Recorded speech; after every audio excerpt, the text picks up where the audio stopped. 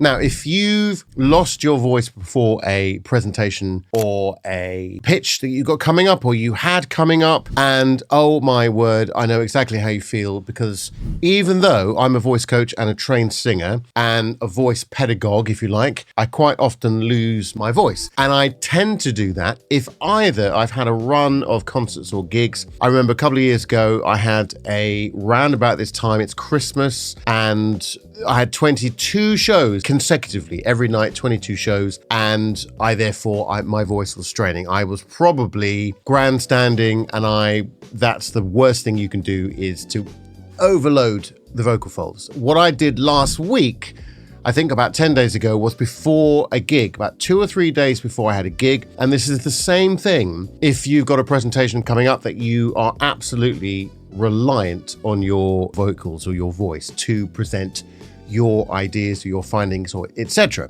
Then I know exactly how you feel. It's the panic sets in and you think, oh my word, what am I going to do? For me personally, I had a gig. It was a Christmas gig. I live in a place called Cornwall, and I play there every year as a kind of a treat, really, for me. And it's with my band, the Jazz Cannons. I'm reliant on my voice. I'm a singer.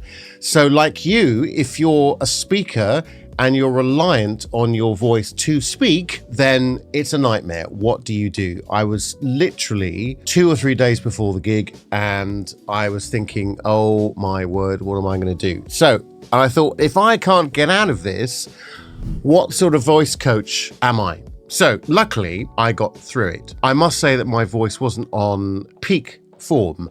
However, it got me through the gig, which was a 2-hour gig of me singing constantly for 2 hours. And I had a cough, I had a dry throat, my voice was gravelly. I think that's the main thing for men particularly, is that you sort of wake up this kind of like really like low voice, and it's kind of down there like that. And if you can hear that, that's what I was experiencing like that. And there was nothing higher than that. That was all. I couldn't go, that wasn't there. So this is what we call the chest voice. There was hardly any chest voice. It was all at the bottom of the chest register.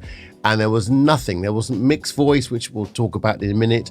There wasn't this lovely open sound. There wasn't even a hard chest voice of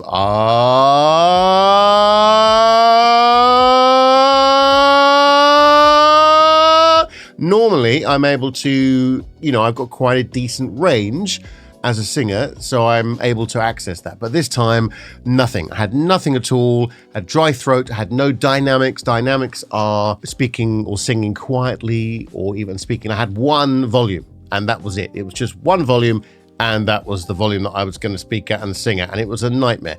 The biggest thing is that as a singer, you need a large range. I would argue that actually as a speaker, you need also a large range, because the range, whether it be pitch, dynamics, or tone, that's going to give you more variety and therefore more engagement with your audience. That's really, really important.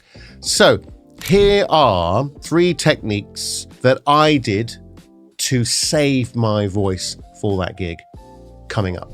Okay, so the first thing you have to do, and then this sounds ridiculously easy, but you have to rest your voice. It's really important that you don't panic and you don't start going, nothing. I start doing as much as you can with the voice. That's the most important thing. And by the way, I'm going to focus on speaking because that's what I do. I help people speak with more confidence, more authority, and more flow with their voice. So the most important thing, the first thing you should do is try not to speak.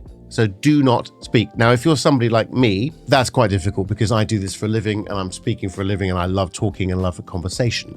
I love communication. So it's really hard to do, especially when you've got kids and you're constantly having a conversation, a dialogue with them. So it's really hard to do. Try to rest if you can. Drink lots of water, keep hydrated. That's the problem with the dry throat. The next thing that I do is what's called a semi-occluded vocal tract exercise. Now, there's a few things that you can do.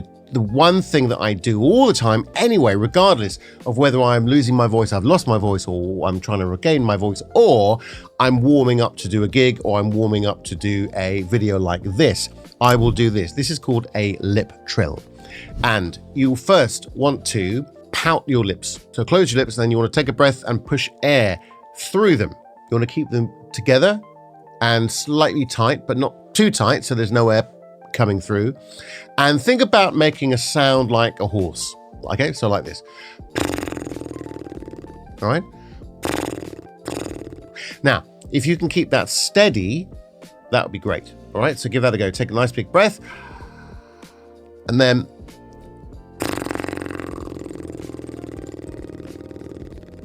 now you might not be able to do that straight away. So hence I'm going to give you another exercise. Just wait a second for that. And what you want to do then is you want to bring a tone, which is resonance, and you're engaging the vocal folds. You're allowing the vocal folds to close and therefore resonate. You need a certain amount of pressure or resistance from the lungs to do that. So here we go.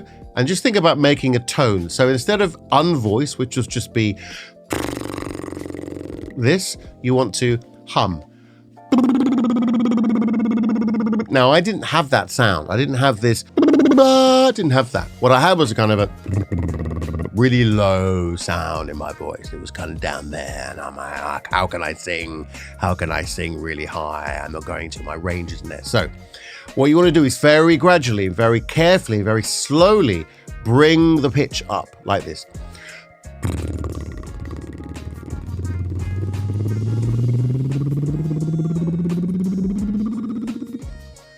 And then come down, so start high.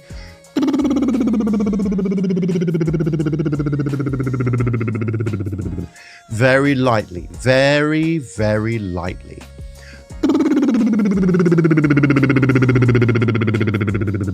Now, what might help, if you, doesn't help me so much, but I know it does lots of people. So what might help is that you bring your corners of your lips here, corners of your mouth with the fingers. And you just tighten, like it's difficult to speak like this, but you tighten like this. You see? You see? So we're going to do this. Ready? To me, it makes it faster, and that's, I don't want it, but it might help. To me, I want it nice and slow. So that's a lip trill. Okay. So try that. Now, I have a professional, a very special contraption. There's a few of these makes out here. I'm going to give a shout out to Ravox. If you like a straw phonation tool, and you've got different pressures here, different sizes, but without spending the whole video doing this and talking about this, if you haven't got one of these, you can use, I have it here somewhere, here it is, you can use a straw. Now the straw has to be very, very thin and quite long. Now, without going into too much detail, what it does is it sends acoustic energy, like back pressure, back into the lungs. So it sort of divides the energy and allows more energy to go over the vocal folds without straining the vocal folds, and allows them to close better. It's called vocal fold adduction. We're going to blow through, we're going to hum through the straw like this. I'll just do it into the mic so you can hear. And we're going to go high, okay?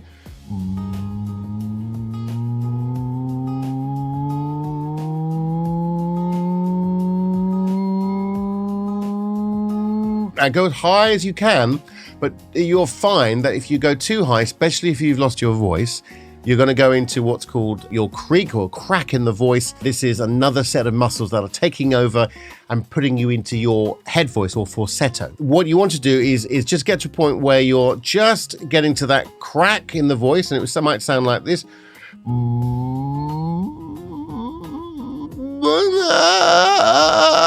And that sounds awful. If you had started the video at this point, all I can do is apologize. So, you might be there. Now, what you want to do is just come back down and slowly glide up.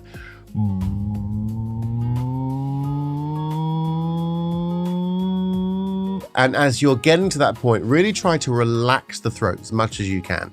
Now, there's more to it than that. And that's why you need to work with a voice coach if you get this a lot and you're suffering from it a lot.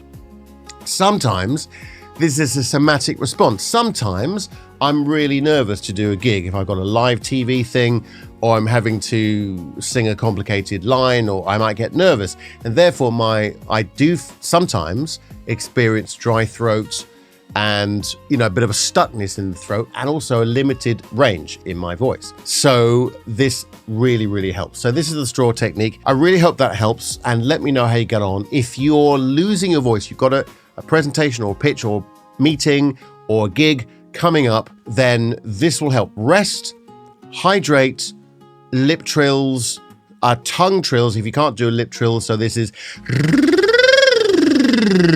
and then maybe go into a hum, lightly,